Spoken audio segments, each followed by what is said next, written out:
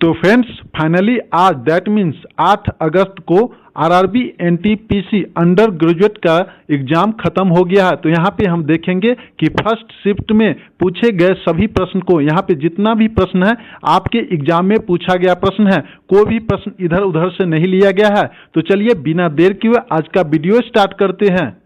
अनुच्छेद 43A किससे संबंधित है? तो इसका राइट आंसर आपको देना था उद्योगों के प्रबंधन में श्रमिकों की भागीदारी से संबंधित है। तो आपका राइट आंसर ये होता। इसके बारे में डिटेल से देख लेते हैं।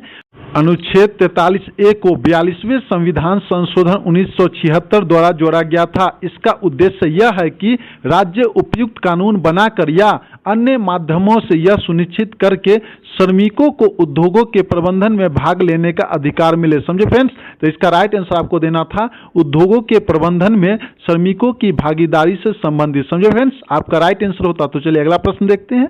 धर्म का पहला संकलन कहाँ हुआ था? तो इसका राइट आंसर आपको देना था पाटलिपुत्र, वर्तमान में अभी पटना कहा जाता है। तो इसके बारे में डिटेल से देखते हैं।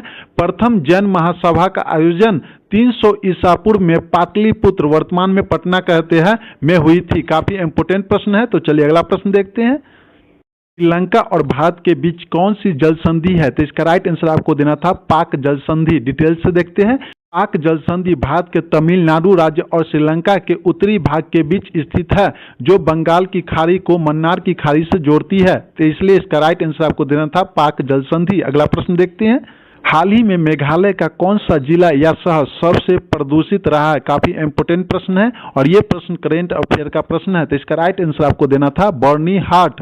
डिटेल से देखते हैं। 2024 के वर्ल्ड एयर क्वालिटी रिपोर्ट के अनुसार बर्नीहाट दुनिया का सबसे प्रदूषित शहर था। ये मेघालय में पड़ता है। समझो फ्रेंड्स? और ये करेंट अफेयर का प्रश्न है। हम ये प्रश्न जो है करेंट अफेयर के वीडियो में बताए हुए हैं। समझो फ्रेंड्स? यहाँ पे हम वीकली और मंथली करेंट अफेयर का भी वीडियो अपलोड करते हैं।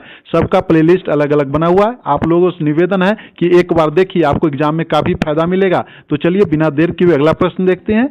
ईस्ट इंडिया कंपनी पर ब्रिटिश सरकार का केंद्रीकृत नियंत्रण किस अधिनियम द्वारा स्थापित किया गया था? तो इसका राइट आंसर आपको देना था पिट्स इंडिया एक्ट 1784। डिटेल से देखते हैं। ईस्ट इंडिया कंपनी पर ब्रिटिश सरकार का केंद्रीकृत नियंत्रण पिट्स इंडिया एक्ट 1784 द्वारा स्थापित किया गया था। काफी इंपोर्टेंट प्रश्न है। तो चलिए अगला प्रश्न देखते हैं। आपसे पूछा गया था SRAM का फुल फॉर्म। तो इसका फुल फॉर्म होता है स्टैटिक रैंडम एक्सेस मेमोरी। ये क्या होता है? डिटेल से देखते हैं।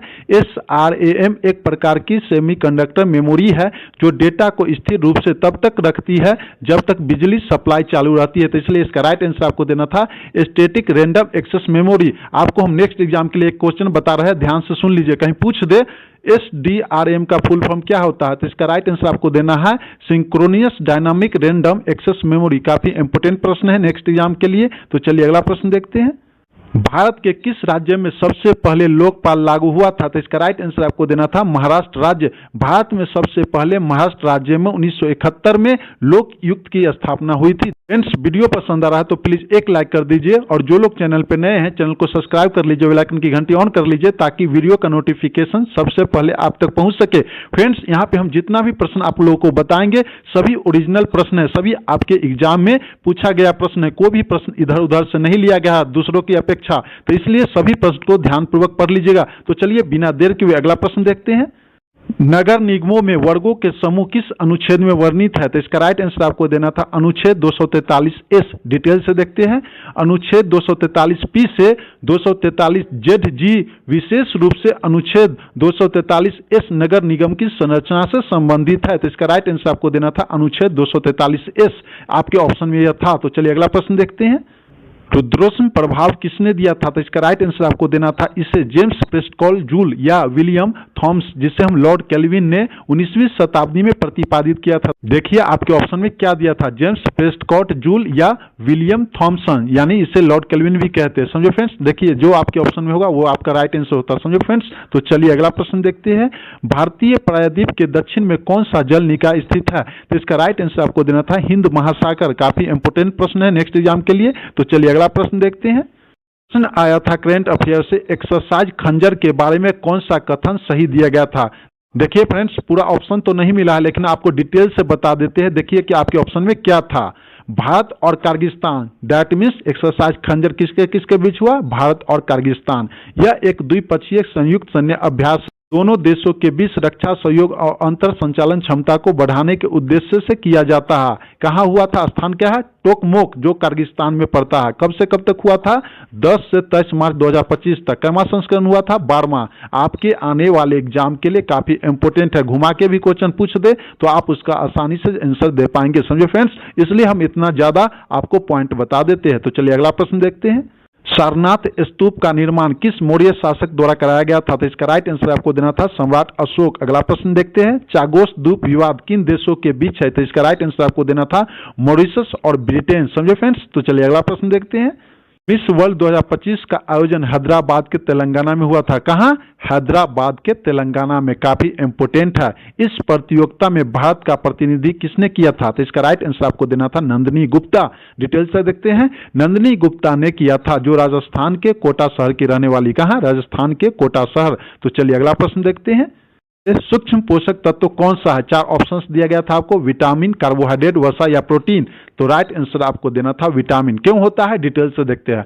विटामिन को माइक्रोन्यूट्रिएंट कहा जाता है क्योंकि इनकी आवश्यकता शरीर को बहुत कम मात्रा में होती है, इसलिए आपका राइट आंसर होता विटामिन। तो चलिए अगला प्रश्न देखते हैं।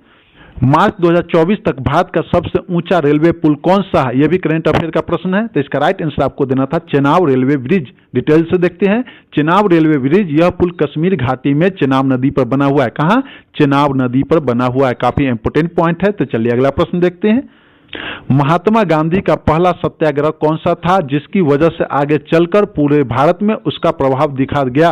तो इसका राइट आंसर आपको देना था चंपारण सत्याग्रह। डिटेल से देखते हैं। चंपारण सत्याग्रह, जो कि बिहार से वर्ष 1917 में शुरू किया गया था, यह नील किसानों की समस्या और उनके शोषण के किया गया आंदोलन था। काफी इंपोर्टेंट है। तो चलिए अगला प्रश्न देखते हैं। भारत का वह कौन सा राज्य है जहां मैदानी क्षेत्र, पठारी क्षेत्र और पर्यायद्वीप पठार तीनों भौगोलिक विशेषता पाई जाती है? तो इसका राइट आंसर आपको देना था मध्य प्रदेश। अगला प्रश्न देखते हैं। स्वर्ण मंदिर को और किस नाम से जाना जाता है? तो इसका राइट आंसर आपको देना था मंदिर साहिब। काफी इंपोर्टेंट प्रश्न है। तो चलिए अगला प्रश्न देखते हैं।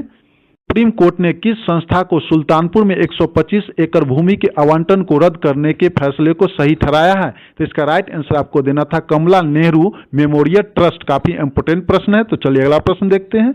निम्नलिखित में से कौन सा कथन एक्सरसाइज इंदिरा, जो 14वीं संस्करण हुआ है, के बारे में सही है? आपको 4 ऑप्शंस दिया गया था, तो ये आपका राइट आंसर होता। समझे फ्रेंड्स।